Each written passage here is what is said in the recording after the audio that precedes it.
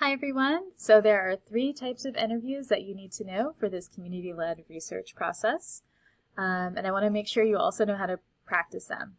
The 3 types of interviews are structured, semi-structured, and unstructured. So structured interviews are very scripted, like literally it's like having a script and just kind of going question by question by question by question through the list for everyone getting the same questions as part of the interview guide. So to create a structured interview, you'll create a script or a guide to let you know what you'll be asking first, second, and third, as well as the kinds of answers you can anticipate. Structured interviews are helpful for when you already have a pretty good sense of what people think about something and you just want to kind of do a gut check or a quick fact check or get a sense of where people are at more broadly.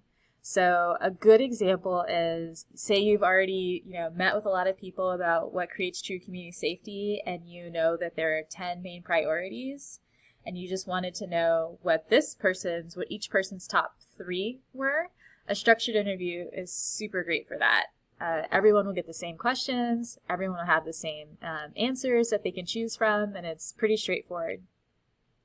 A semi-structured interview is an interview where you have a pretty good sense of where the interview is going, but you have certain follow-up questions that you would want to ask as well. So a good example of this is, say you are trying to figure out what creates true community health, and you already have a pretty good sense of, people are naming things like, housing or food or, other things that keep people, safe and healthy. And you wanted to kind of get a story from someone. It's like, oh, can you tell me about a time where, this really made the difference for you or really made the difference for someone you care about? That's a really good example because, everyone might get the same first question, but then depending on the person's answers, you might say, oh, when's the first time you noticed that could be helpful? Like, oh, can you tell me about how, so-and-so came to that realization? And it's like, oh, you might not ask that question of someone who, told you that what creates true community health is, access to doctors. It just doesn't quite line up. So semi-structured interviews where you have a pretty good idea of where the interview is going, but you have generally follow-up questions that you are also curious about. And then unstructured interviews, your third type of interview, that's where it's more open-ended. You might ask people questions about a story or an experience or what happened, and you don't really have answers you're looking for per se. You just want to get a sense of what people think about something. That could be super helpful at the beginning of a project where you're sort of designing or coming up with some ideas of where you're going to focus, because it gives you a way to hear what's really important to this other person without sort of leading them in a particular direction. And again, it's really helpful for the beginning stages of design. So there are different skill sets for that. For your structured interview, it tends to be like, okay, I'm going to ask the same questions of everyone.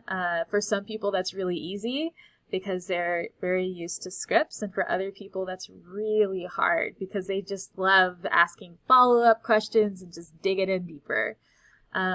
The best way that I have found to prepare for your structured interviews is to practice with real people. So that could be your project team, that could be your friends or your family, but just really, try to pick a few people and try to see what happens if, people try to give you a different answer that's not on your list.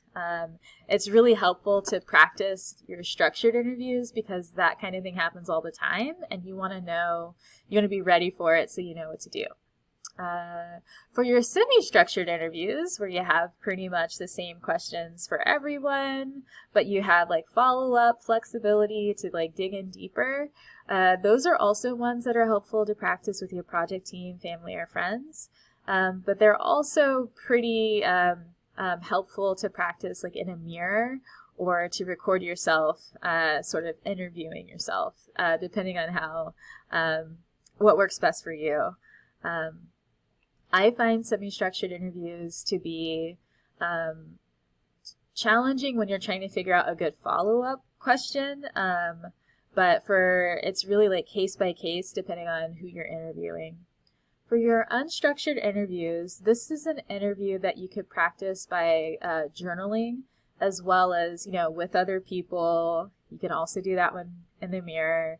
But I find that really, thinking through your own experience, how you would answer this question, is most helpful for unstructured interviews, where it's just like, okay, where could this conversation go? I really love practicing unstructured interviews with my project team, though, because often we have very different life experiences, and it kind of gets you ready for the unexpected. Your unstructured interview might be one where you're more likely to have people tell you a story that catches you off guard, and depending on your approach, it might also be where you're more likely to encounter really difficult stories that are just like really hard to know how to respond to. Generally speaking, if you are going to be interviewing people about sensitive topics, this is the one where people might tell you a story of something really bad that happened to them or someone they care about. And so if you're going to be doing unstructured interviews, you really need to, it's really helpful to review some of the grounding exercises and other, supports that we've included in this training, so you know how to respond. Grounding exercises are really helpful when your interviewee starts maybe crying, or like they start sharing things that kind of takes them, you feel like they're no longer here with you, they're in that moment. Grounding exercises can be really helpful to bring people back. If that happens, if you are interviewing with someone in practice or in real life and things start getting really difficult, please take the time to stop worrying about collecting data and focus on the person that's in front of you and providing them with the support you can, so that they can feel and experience true care.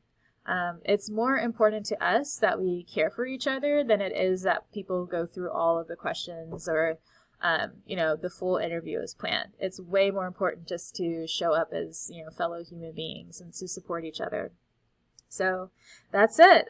Those are the interview types. Those are how to practice, and also some details around how to use some of the other materials. Please, again, always make sure that you're sharing your insights, you're sharing your brilliance, you're sharing your goals, you're sharing, all of that with each other and with community. First and foremost, we are about community accountability and sharing what we learn. In the bottom of this description, you'll see our calls to action, which includes things like taking and sharing our community survey, as well as calls to action to City Council to override the veto, because while I'm recording this, it has not been overridden yet. So yeah, that's it. Thank you so much again, and we will see you soon. Bye-bye.